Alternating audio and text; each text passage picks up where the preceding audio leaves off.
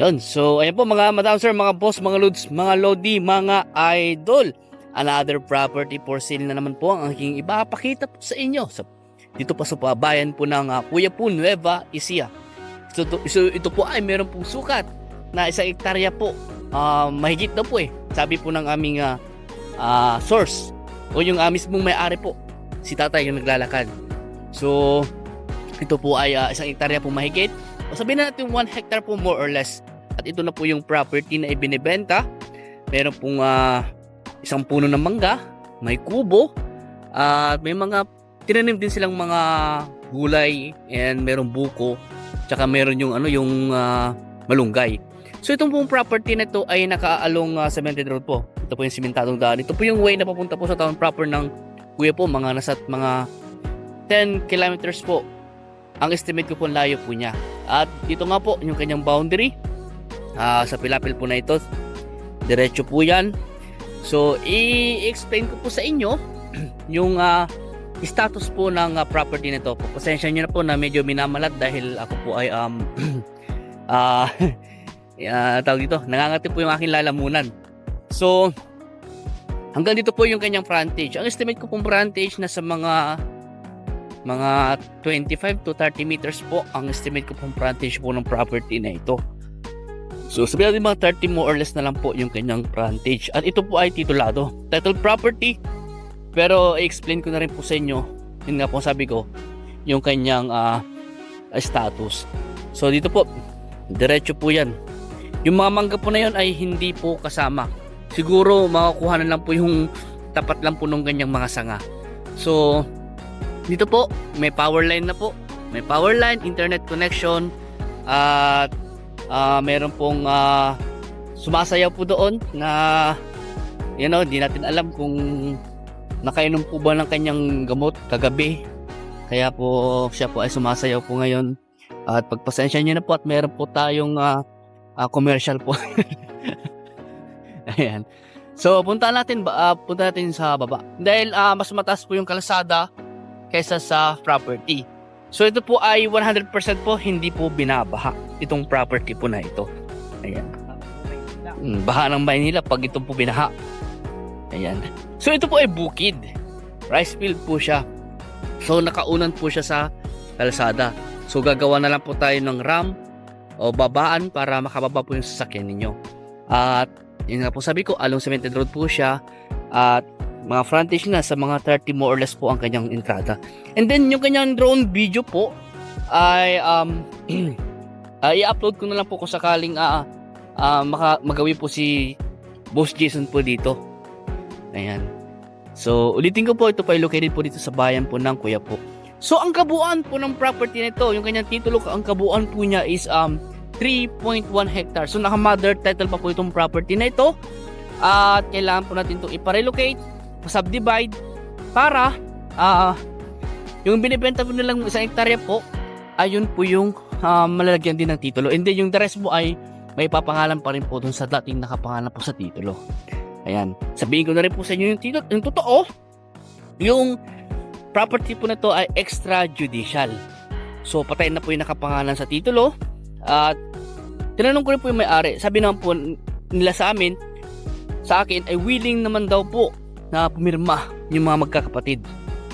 At yung may iwan po doon sa 3.1, ang may iwan na lang doon po ay 2.1 na lang po. Ay may iwan po doon sa dating nakapangalan sa titulo sa mga magkakapatid naman po. So yung ibang part po hanggang doon pa po yan. Hanggang doon. So yun nga po sabi ko, kukunin po yung 1 hektarya po dito sa 3.1 na binibenta, na 3.1 sa titulo po. Dahil ang binibenta lang po nila is 1 hektarya lang po, more or less. Yun po ang sabi po sa amin nung may-ari. Tinatanong ko nga po kung ilan talaga yung eksaktong sukat na binibenta nila. Ang sabi naman po sa akin, 1 hektarya sabi po nung anak, pero yung tatay nasa mga 1.2 daw. Yun naman po ang sabi sa akin. Siguro sabihin na din po natin na nasa mga 1.2 hectares yung binibenta po nila. Pero yung presyo nga po pala is 2.5. At kung gusto nyo pang i-negotiate yung presyo, yung mga mismong seller po yung kakausapin po natin dahil sila po magdi-decide kung saan po kayo magsasalubong po ng presyo. So ito po yung puno ng mangga. Isa nga lang po, mayroon pa palang Jimelina doon. May kubo din po siya, pero palitin na rin po. So mag-order na lang tayo ng bagong kubo, yung ready-made na po. Pero kung gusto niyo po yung ginagawa po dito, pwede naman po at may mga kawayan naman po tayong pagkukuhanan. Bibili nga lang po tayo ng kawayan at ganoon din yung ibang materialis pa po para sa paggawa ng kubo. So ito po ay hindi po tax updated ha. Sabihin ko na rin po sa inyo totoo, hindi po siya tax updated, pero babayaran po nila. Sabi naman po nung may-ari, babayaran po nila. So hanggang pa po yan. Sa may mga puno ng mangga po na yan, yun nga po sabi ko, hindi po masasakop yung mangga. Dahil may mga fish pan po dyan 3 fish pan yun dyan. So hindi po masasakop yung mangga. Hindi po siya masasakop. Doon lang po sa may siguro, ang matatamaan lang po yung mga sanga ng mangga. Ayan. And then po, doon sa banda ron po, meron pong lake. Doon din po sila kumukuha ng pampatubig sa mga palayan po dito. Ayan. May lake po doon sa dulo. At dito nga rin po, meron din po silang source of water na deep well. May deep well po ito na ginagamit nilang pampatubig din po sa palayan po. At yung nawasa po, handun po yung nawasa. Hindi po umabot dito. Pero pwede naman po tayo sigurong magpalagay na lang po ng mga ng pipe para makarating po dito sa property yung nawasa. Internet connection, meron na rin po internet connection.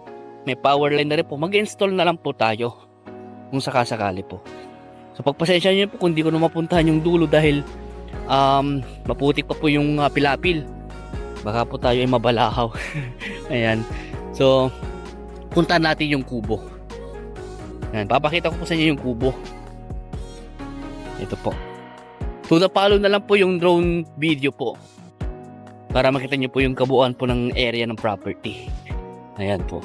So ito po yung puno ng mangga po niya. Namumunga na po yan. At ayan po. Yan po yung anak ng may-ari po, nakatraktora. Ayan po yung anak ng may-ari, nakatraktora po. Ayan. So kinuha na po namin ng video para at least makita po ninyo itong binibentang property na ito. Ayan po. Ito pala yung kubo niya. Sira na rin pala. Talagang palitin na po yung kubo. Tapos ipapakita ko na rin po sa inyo yung kanyang deep well. Ayan, meron pa sila isang kubo dito. Ayan, kable pa ng internet yung ginawa nila dito. Ayan. So ito po yung deep well po niya. Malakas din po yung deep well po nito. Kaya pong suportahan po yung kanilang bukid. Ayan po, ito po yung deep well, may makina. Ito yung tubo po niya. Tapos dito yung imbakan nila ng mga kahoy, yung mga gamit po nila, dyan po nila iniimbak. Ayan po.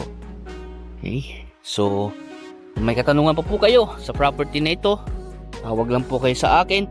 At kung gusto nyo pong i-view itong property na ito, mag-schedule lang po kayo ng viewing para masamahan po namin kayo dito sa property. And kung gusto nyo pong papakuran, ay nagbabakod din po kami. Ulitin ko po, itong property na ito ay naka-mother title po siya. Kailangan po natin subdivide. So ang gagawin po doon, relocation tsaka subdivision. Ipapa-approve yung plano at pag na-approve na po yung plano, dun pa lang po masasegregate yung title.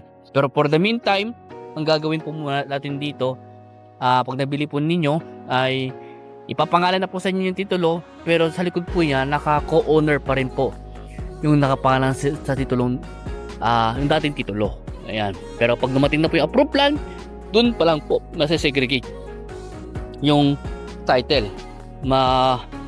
May hiwalay po yung 1 hectare po na nabili ninyo, and then yung the rest po ay may iwan naman po dun sa dating nakapangalan sa titulo. Yan. So hanggang dito po muna, at maraming salamat po sa inyo lahat, at God bless po.